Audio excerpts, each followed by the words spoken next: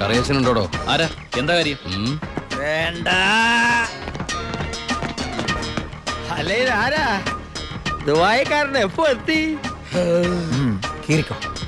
വാ വാ ഇരിക്കേ. എന്റെ പൊന്ന് കറിയാച്ച, കുറച്ച് കരുണ കാണിക്കണം, ദയ ഉണ്ടാവണം. കരുണ ദയാ അതെന്നതാ സാധനം? എന്റെ ലൈഫ് ഞാൻ കണ്ടിട്ടേ ഇല്ലല്ലോ.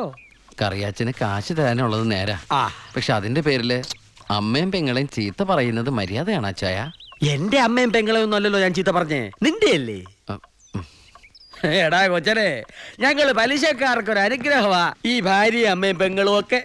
അവള് വരെ വന്ന് ഞോണ്ടിയാ വേണ്ടേ, ഇതുപോലെ ആള് ദുബായിന്ന് വരെ പറന്ന് ഞങ്ങളുടെ മുന്നിലെത്തും. ആ ഇനി സെറ്റിൽമെന്റിലേക്ക് കിടക്കാം. മുടക്കിയ തവണകളും അതിന്റെ പലിശയും പലിശയുടെ പലിശയും മേശപ്പുറത്ത് വെക്കാൻ. എനിക്കിത്തിരി സാവകാശം തരണം. എന്തിന്? മേശപ്പുറത്ത് വെക്കാനോ? അതല്ല, ദുബായി നയിച്ച കാശ് ഇതുവരെ എത്തിയിട്ടില്ല. ആഹാ. എത്തിയാലുടൻ കറിയാച്ചന്റെ കണക്കാൻ തീർത്തോളാം. തീർക്കാൻ പോകുന്ന എന്റെ കണക്കാണോ അതോ കാശിന്റെ കണക്കോ? ചേട്ടന്റെ കണക്ക്. ചേട്ടന്റെ കാശിന്റെ കണക്ക്. ആ എങ്കിൽ എന്റെ കണക്ക് എപ്പ ക്ലോസ് ചെയ്യും പറ? കാലനല്ലേ അറിയൂ. ഈ എലുമ്പനേതാ? എന്റെ ഫ്രണ്ടാ. എങ്കിൽ ഈ ഫ്രണ്ടിനോട് എന്റെ ഫ്രണ്ടിൽ നിന്ന് മാറി നിൽക്കാൻ പറ, ഇല്ലെങ്കിൽ ഈ ഫ്രണ്ടിന്റെ ഫ്രണ്ട് ചളുക്കാൻ എനിക്ക് തോന്നും. ആ.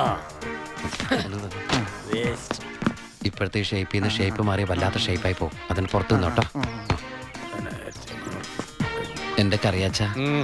ഒരു മാസത്തിനകം ഞാൻ മുടക്കം വരുത്തിയ തുക തന്നു തീർത്തോളാം. ഉം. ബാക്കിയൊരു 6 മാസത്തിനകം സമ്മതിക്കണം. പലിശ കൂടും. എന്ത് വേണേലും തരാം. ദയവ് ചെയ്ത് എന്റെ വീട്ടിൽ കയറി ബഹളം ഉണ്ടാക്കരുത്.